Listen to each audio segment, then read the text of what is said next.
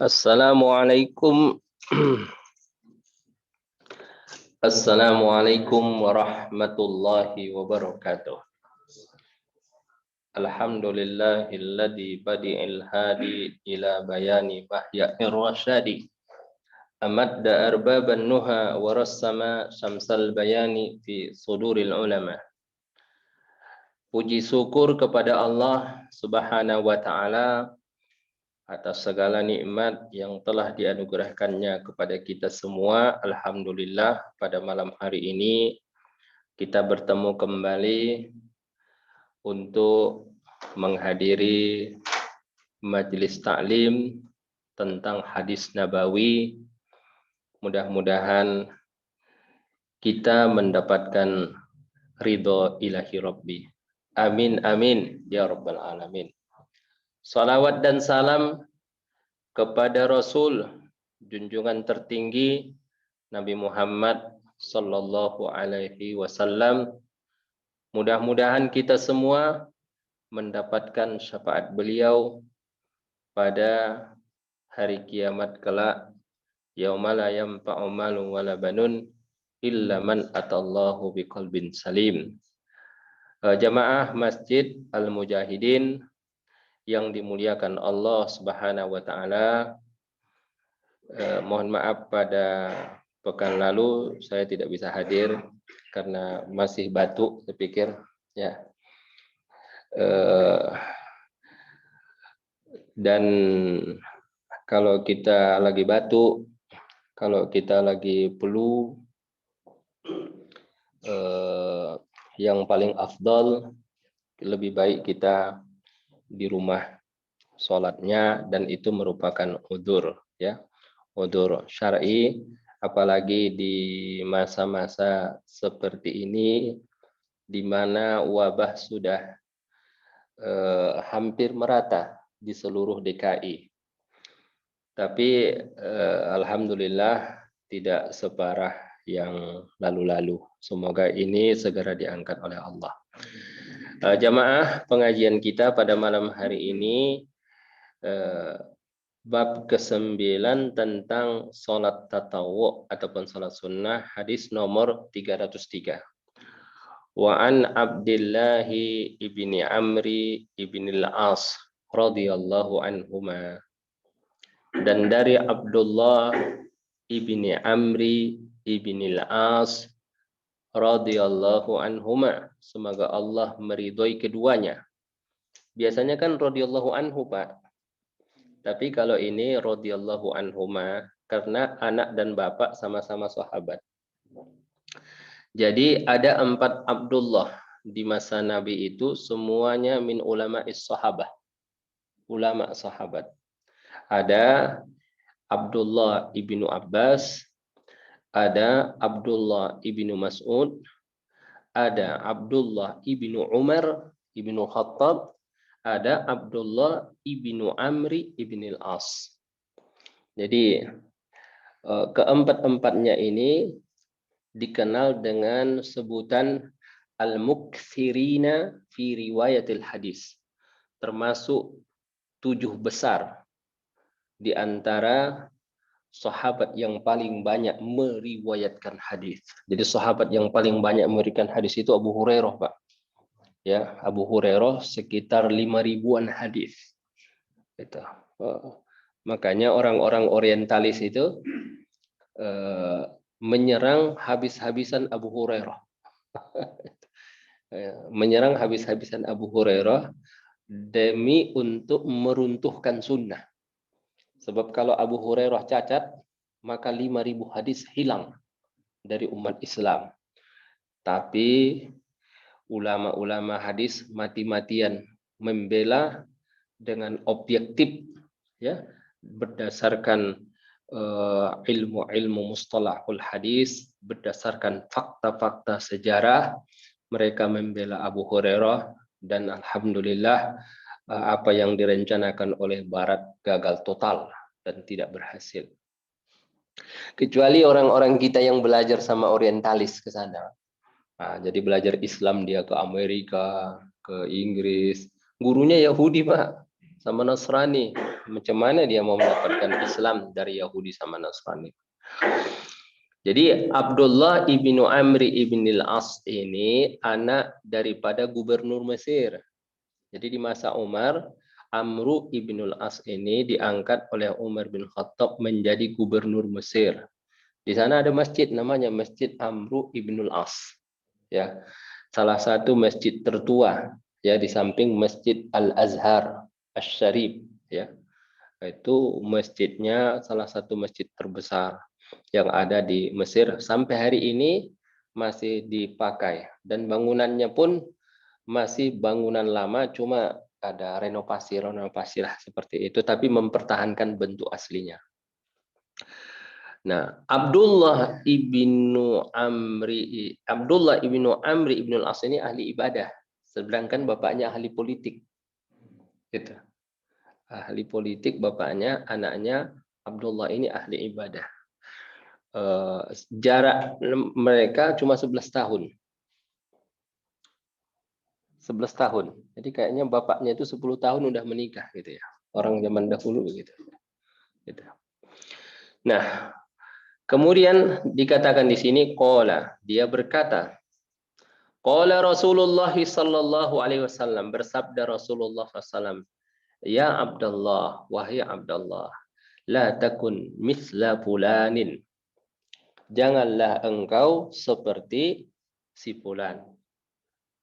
Kana yaqumu minal laili, tadinya dia rajin sholat malam, fataraka qiyamul lail. Setelah itu dia meninggalkan qiyamul lail tersebut. Muttafaqun alaih. Sepakat Bukhari dan Muslim dalam periwayatan hadis ini. Jadi di sini dikatakan wahai Abdullah, maksudnya Abdullah ibnu Amr ibn al-As. Kau jangan seperti si fulan. Jadi kata-kata fulan ini apa maksudnya? Fulan ini orang tertentu, ya, tapi tak disebut nama. Kenapa tak disebut nama? Karena mungkin maksudnya adalah untuk menutupi aib orang tadi. Sebab yang mau diambil adalah ibrahnya, bukan untuk menunjukkan aib orang tadi. Ya. Kau jangan seperti si fulan. Ya. Kata Al-Hafiz Ibnu Hajar Al-Asqalani, lam aqib ala tasmiyatihi bi syai'in min at-turuq. Dia sudah meneliti seluruh jalur-jalur hadis yang berkenaan dengan ini, tapi dia sendiri tidak menemukan siapa nama orang ini. Kata beliau apa? Wa ka'anna ibhama mithla hadza liqasdi sutrati alaihi. Boleh jadi mengibhamkan, maksudnya tidak menyatakan nama orang ini itu memang disengaja. Disengaja untuk menutupi kekurangannya ini dan menutupi aibnya ini. Jadi luar biasa bahasanya Rasulullah Sallallahu Alaihi Wasallam. Jadi kalau masih bisa ditutupi aib orang, kita tutupi. Jangan kita malah membongkar aib orang. Ya, kecuali kalau pejabat, Pak. Kalau pejabat, kalau ada kebijakannya yang tidak pro rakyat, kebijakannya pro konglomerat, itu harus kita kritisi gitu. Harus kita sampaikan apa adanya. Sebab yang kita kritisi bukan pribadinya dia. Yang kita kritisi adalah kebijakan-kebijakannya, dan itu adalah bagian daripada amar ma'ruf nahi mungkar. Tapi kata di sini dalam penjelasannya, boleh jadi Rasulullah itu tidak memaksudkan orang tertentu fulan ini. Kan kita biasa misalkan ini si A begini gitu ya. Apakah si A itu ada orangnya? Nggak ada kan Pak itu ya. Si A begini gitu ya. Misalnya si A sebagai ahli waris, ya, kemudian si B adalah orang yang wafat. orang ini nggak ada sebetulnya. Gitu. Nah, boleh jadi tujuan Nabi hanya untuk supaya Abdullah ini tidak menyukai perilaku orang ini dan kebiasaan orang ini. Itu boleh jadi tujuannya seperti itu. Ya Abdullah la takun misla fulanin. Wahai Abdullah, kau janganlah seperti si fulan. Kana yaqumu minal lail. Dia kalau pakai kana pak itu, kalau misalnya yaqumu minal laili, dia bangun di waktu dia sholat di waktu malam itu mungkin hanya 1 kali 2 kali. Tapi kalau udah pakai kana gitu. Kana yufidud dawam. Tadinya dia rajin melakukan sholat malam itu hampir setiap malam dan tidak pernah ketinggalan. Fataraka qiyamul lail, maka lalu beliau meninggalkan qiyamul lail. Nah, ini yang disampaikan Nabi ini pujian atau celaan? Celaan. Ya. Kana yaqumu minal laili fataraka qiyamal lail, itu adalah celaan. Nah, jadi seolah-olah Nabi mengatakan melarang Abdullah jangan sampai seperti si fulan. Jadi kalau begitu si fulan ini perbuatannya itu perbuatan yang tidak baik. Jangan dicontoh, jangan ditiru. Karena apa? Kana yaqumu minal laili fataraka qiyamal lail. Nah, inilah yang perlu mungkin kita evaluasi Pak kepada diri kita semua. Ya.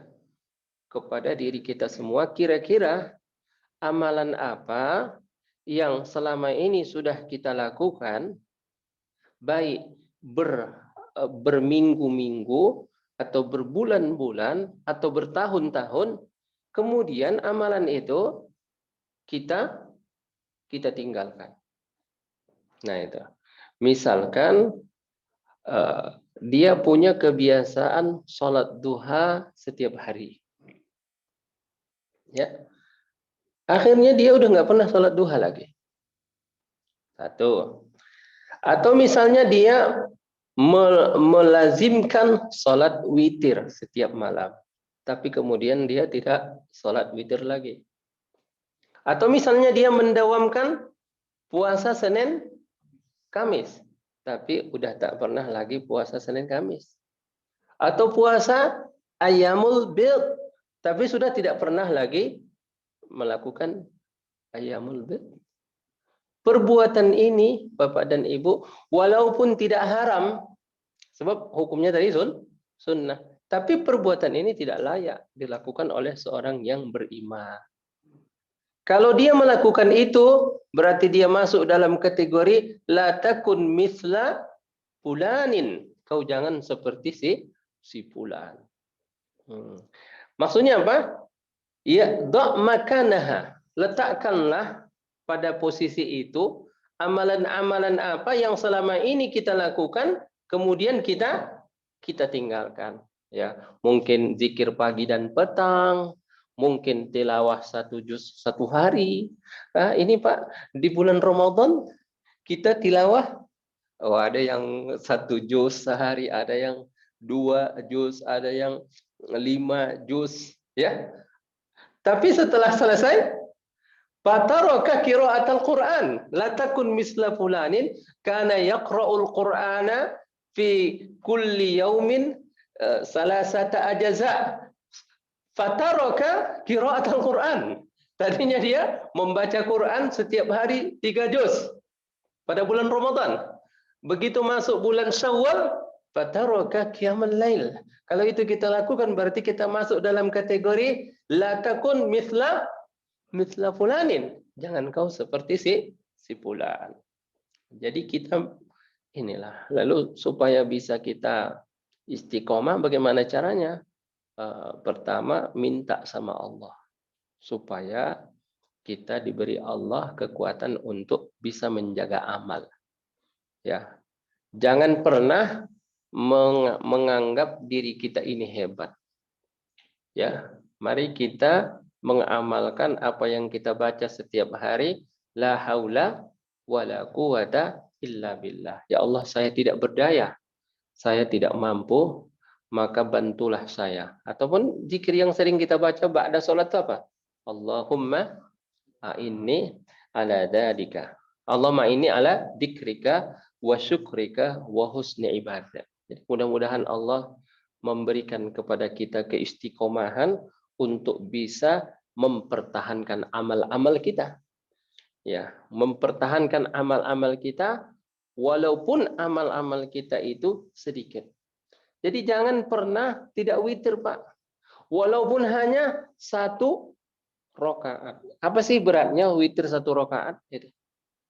Yang penting setiap malam itu kita witir. Ya. Kalau bisa 3. Ya. Kalau bisa lagi 5.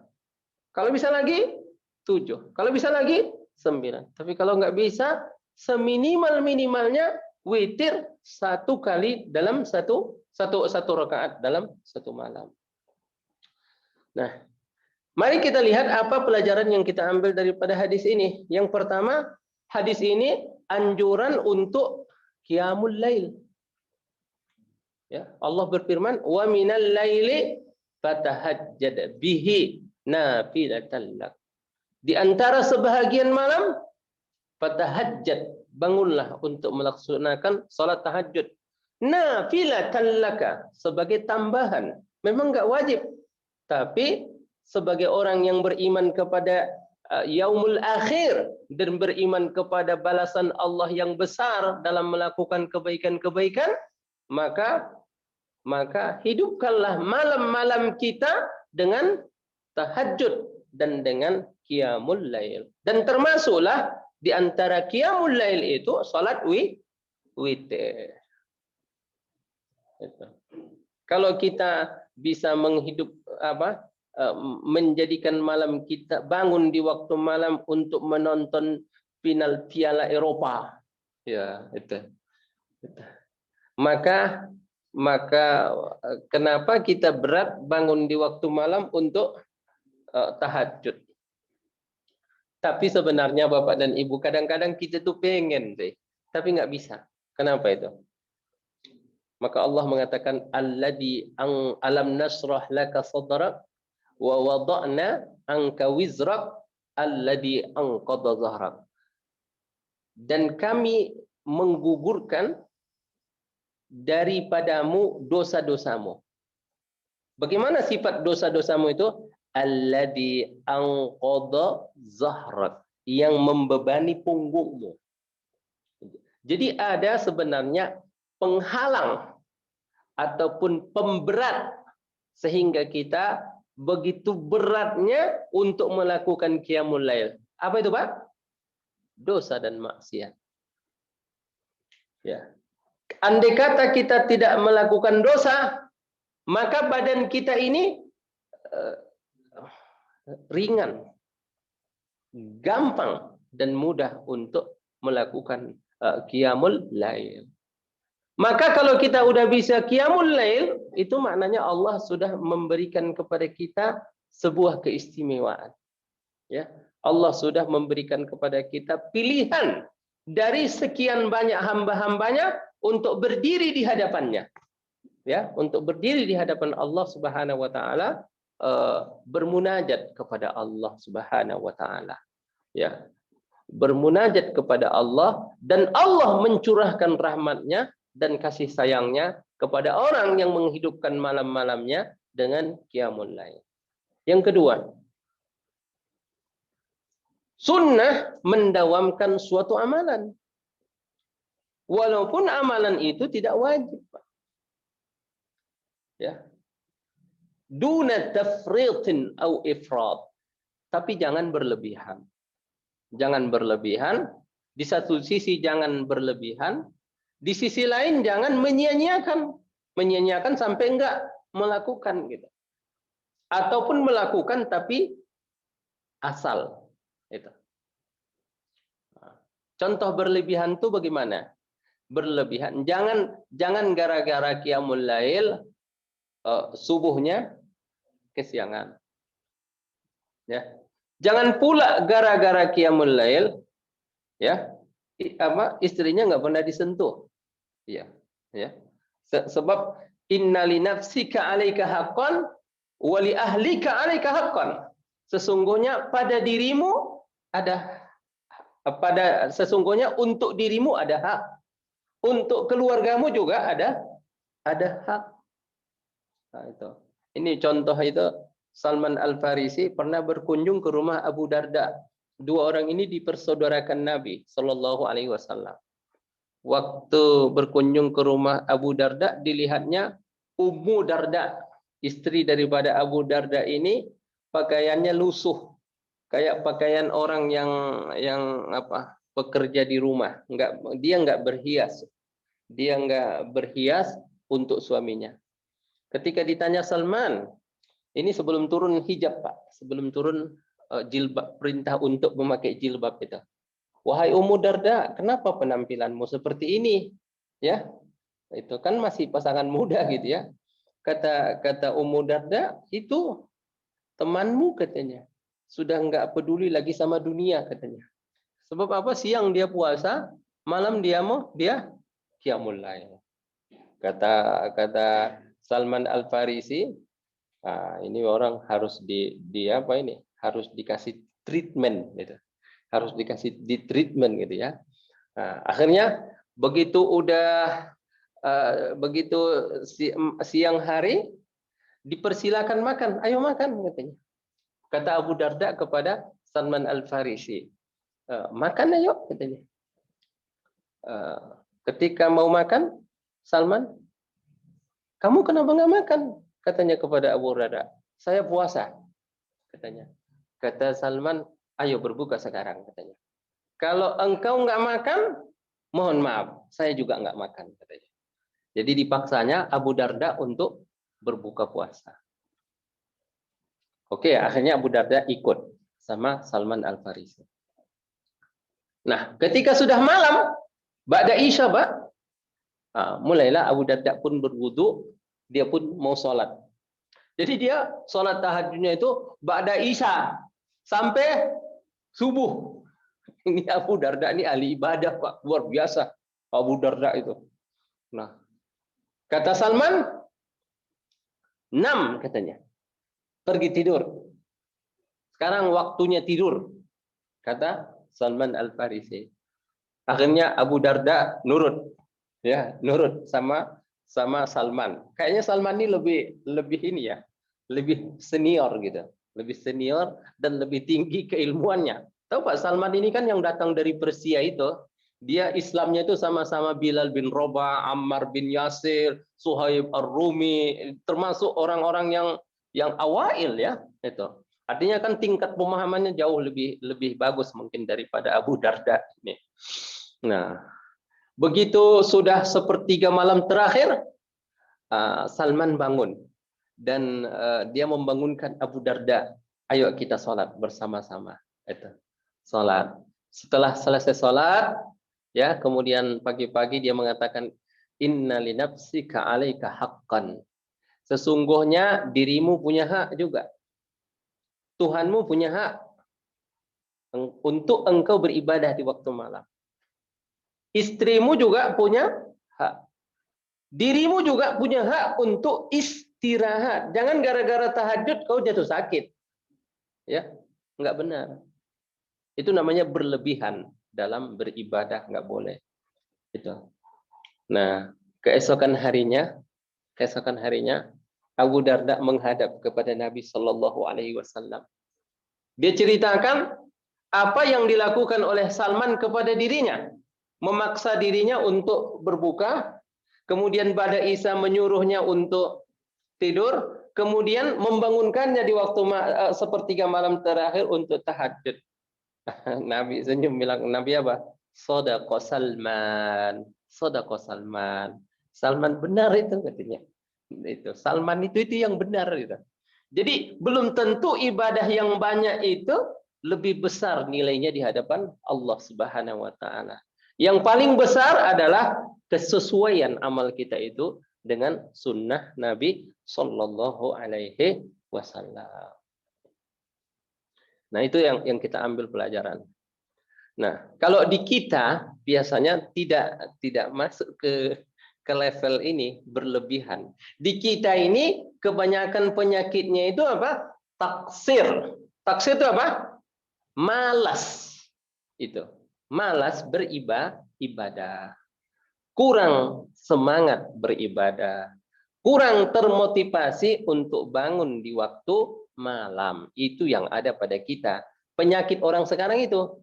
Tapi orang dulu tidak, penyakitnya itu berlebihan dalam beribadah. Seperti itu. Boleh jadi liquwati imanihim, karena kuatnya keimanan mereka dan karena pengaruh kedekatan mereka dengan Rasulullah. Ada contoh yang bisa mereka teladani, ada contoh yang bisa mereka tiru. Sementara kita sekarang mau nyontoh siapa? Gitu. Susah kan? Gitu. Susah kita melihat contoh sama sekarang. Kemudian pelajaran berikutnya adalah yang keempat, boleh menyebutkan aib seseorang, ya, dan itu diumumkan kalau tujuannya supaya orang berhati-hati kepada orang tersebut, ya. Misalkan ada seseorang, ini kalau orang ini jangan dikasih kalau minjam uang, ya, katanya. Emang kenapa, Pak? Dia ini kalau minjam uangnya baik, kalau pas ditagih galaknya minta ampun, katanya. Itu orang seperti itu boleh kita kasih tahu kepada orang lain. Kita nggak berdosa. Kenapa? Karena maksudnya adalah untuk mengingatkan orang supaya waspada dan berhati-hati dengan orang yang perilakunya seperti ini. Itu pula lah yang dilakukan oleh ulama-ulama hadis, ya, yang mengatakan si fulan pembohong, si fulan hafalannya jelek, si fulan pemalsu hadis, si fulan tidak ketemu dengan si fulan mudalis, dan database itu ada di dalam buku-buku tarajum ulama, ya. Misalkan ada kitab Tahdzibut Tahdzib, ada Tahdzibul Kamal lil Mizzi, ada nanti Imam Bukhari juga menulis buku tentang nama-nama orang yang meriwayatkan hadis. Kemudian Abu Zur'ah juga menulis buku tentang nama-nama orang yang meriwayatkan hadis. Ibnu Ma'in juga menulis nama-nama orang yang meriwayatkan hadis. Ahmad bin Hambal juga menulis nama-nama orang yang meriwayatkan hadis. Abu Sufyan As-Sauri juga menulis. Sufyan bin Uyainah juga menulis. Banyak sekali. Misalnya Al-Zahabi juga menulis. Al-Ijli juga menulis. Dan Ibnu Hajar juga menulis. Tujuannya tidak lain dan tidak bukan hanya untuk menyampaikan kepada orang bahwa jangan diterima hadis orang ini karena orang ini pembohong dan orang ini pendusta. Dan itu menjadi salah satu disiplin dalam ilmu hadis yang disebut dengan ilmu rijalil hadis, ilmu tentang perawi hadis. Kalau tidak ada itu, maka kita tidak akan bisa mengetahui sebuah hadis itu sahih atau tidak. Maka salah satu mukjizat dan kelebihan syariat kita ini bahwa Islam ini bisa dipertanggungjawabkan keotentikannya, keasliannya, dan kemurniannya secara ilmiah dan tidak terbantahkan, Pak, dan tidak terbantahkan tentang kebenaran dan keaslian serta kemurnian ajaran Islam ini dari Rasulullah Shallallahu Alaihi Wasallam. Itu sunnah, Pak. Kalau Quran udah. Makanya orang kafir ataupun orang orientalis itu, Pak, mereka mati-matian mencari celah dari hadis tentang apakah ini betul dikatakan Nabi atau tidak. Tapi kalau Quran mereka angkat tangan. Kenapa angkat tangan? Karena Quran itu periwayatannya mutawatir. Daripada Rasulullah kepada sahabat sebanyak 100.000 orang. Itu nanti menurunkannya kepada yang di bawahnya lagi. kemudian menurunkannya kepada yang di bawahnya lagi. Bukan 100.000 orang itu. Jadi di antara 100.000 orang sahabat ini ada sahabat, ada apa? Ahli-ahli Al-Qur'an, ahli-ahli qiraat yang meriwayatkan ini, dan mereka adalah orang-orang yang sangat jujur dan amanah dalam periwayatan. Itu tadi 5 pelajaran daripada hadis ini. Selanjutnya hadis kedua. Nah, sampai sini ada pertanyaan, Pak? Udah, ya. Ya, kalau ini lebih kepada nasihat ya. Nggak ada hukumnya ini sini. Nah, wa an Ali radhiyallahu anhu. Ali ini Ali bin Abi Thalib. Qala Rasulullah sallallahu alaihi wasallam, "Autiru ya ahlal Qur'an." Salat witirlah wahai ahli Qur'an. Fa innallaha witrun yuhibbul witra. Karena Allah sesungguhnya witir, ganjil, dan dia mencintai yang ganjil. Rawahul khamsah. Ini apa ya kalau rawahul khamsah ini apa? Kalau muttafaqun alaih Bukhari, Muslim. Kalau rawahul arba'ah apa? Sunan arba'ah, ya. Turmuzi, Nasa'i, Ibnu Majah, apa lagi? Sunan Turmuzi, Sunan Nasa'i, Sunan Ibnu Majah, Sunan Abu Dawud. Ya, kalau khamsah tambah satu lagi, Musnad Ahmad bin Hambal. Jadi hadis ini kalau dicari ada di dalam Sunan Abu Dawud, itu maknanya rawahu itu. Ada pula di Sunan Turmuzi, ada pula nanti di Sunan Nasa'i, ada pula di Sunan Abu Dawud, ada pula di Sunan apa? Ahmad bin Hambal. Nah, itu pun Pak, untuk mencari itu satu disiplin ilmu hadis, namanya ilmu takhrijil hadis. Ilmu untuk mencari hadis ini ke sumber aslinya. Kita di Al-Azhar Asy-Syarif ini belajar ini tentang bagaimana mengembalikan sebuah hadis itu ke buku induk. Itu. Misalnya ini hadis. Nanti kalau udah begini ada di dalam Sunan Abu Daud. Kita sebutkan Abu Daud meriwayatkan hadis ini dalam kitab, dalam bab, halaman, juz, nomor hadis. Itu namanya ilmu takhrijul hadis. Jadi tidak sembarangan orang, oh ini hadis, oke, kita periksa dulu gitu. Gitu. Ada ilmunya. Kalau sekarang kan orang cuma pakai Google. Google itu kan nggak terpercaya, Pak. Ya. Kalau sekedar untuk apa namanya? Untuk umum boleh, tapi untuk sebuah penelitian dan sebuah kajian tidak boleh. Rujukannya adalah Google, nggak dipakai. Kalau ini rujukannya harus ada kitabnya. Jadi kita harus pergi ke perpustakaan itu. Ke perpustakaan, dan itu yang saya kerjakan waktu untuk mengerjakan tesis penelitian 300 hadis. 300 hadis untuk mendapatkan gelar master. Jadi ada nanti satu hadis itu kita cari di seluruh perpustakaan yang ada. Bahwa hadis ini memang ada. Kita lihat dengan mata kepala kita. Nggak boleh kata orang. Kata orang ada dalam buku ini. Nggak dipakai, Pak. Kita harus melihat sendiri juznya, halamannya, cetakan mana? Kemudian cetakan tahun berapa? Gitu. Nah, itu namanya mempertanggungjawabkan ilmiahnya seperti itu. Autiru ya ahlal Quran. Nah, kata-kata ya ahlal Quran ini apa maksudnya? Apakah yang dimaksud ahlul Quran ini adalah ahlul Quran yaitu umat Al-Quran? Berarti kalau begitu seluruh umat Islam. Jadi bukan ahlut Taurat, bukan pula ahlul Injil. Berarti kalau disebutkan ahlul Quran berarti seluruh umat Muhammad ini ahlul Quran. Berarti kalau kita pakai maknanya ini, witir itu hukumnya apa, Pak? Wajib.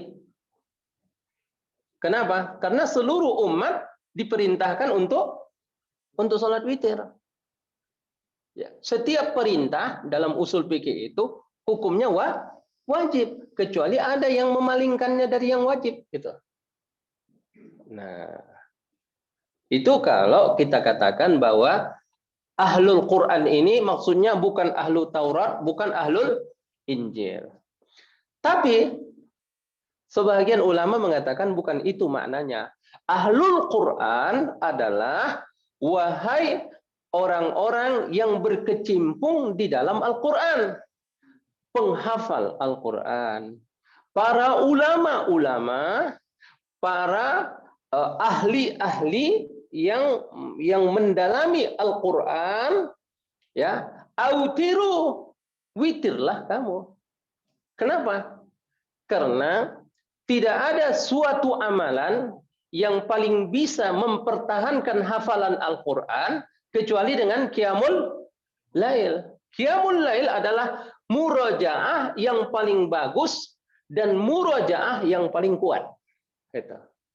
Nah, kalau begitu, witir hukumnya apa, Pak? Hah? Sunnah. Kenapa sunnah? Karena yang diperintahkan sebagian. Nggak mungkin yang wajib itu sebagian. Kalau yang wajib itu semua.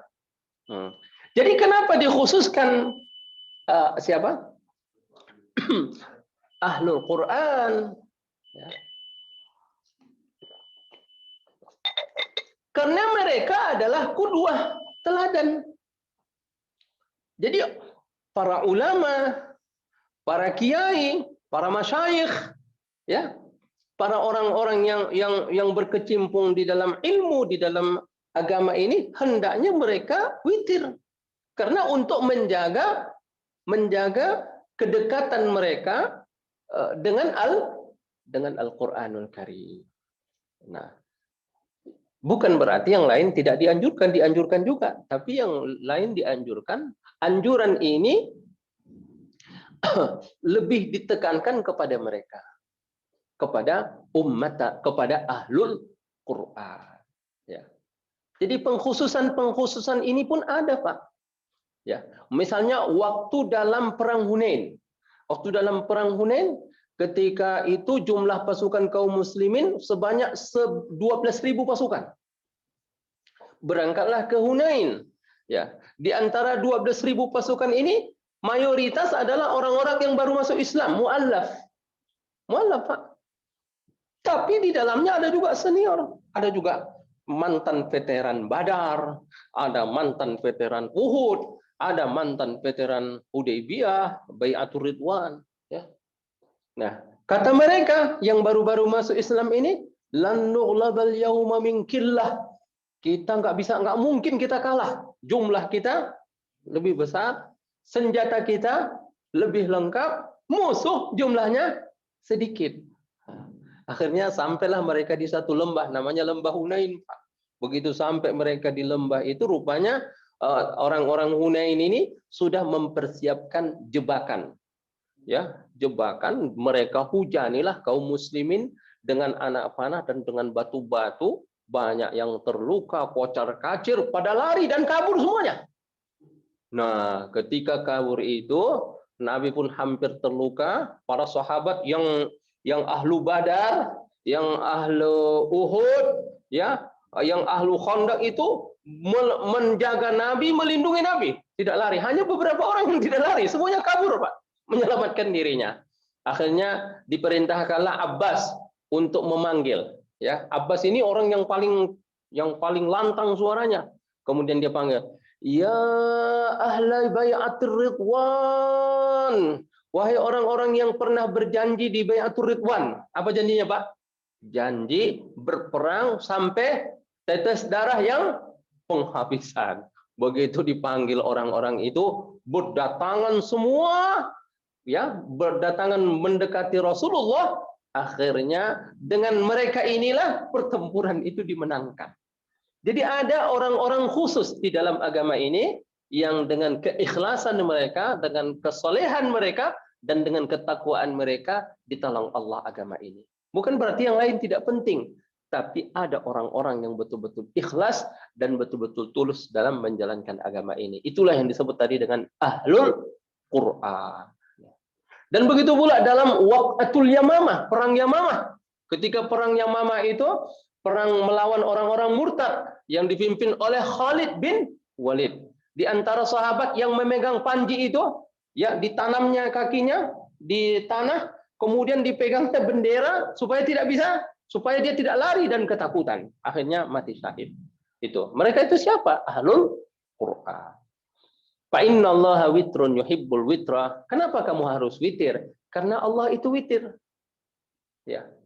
Yuhibbul witra, Allah mencintai yang witir. Ini penjelasannya panjang. Innallaha witrun yuhibbul witra. Tidak cukup kalau kita jelaskan dalam kesempatan ini. Insya Allah nanti akan kita tunda pada pertemuan yang akan datang. Wabillahi taufiq wal hidayah. Wassalamualaikum warahmatullahi wabarakatuh.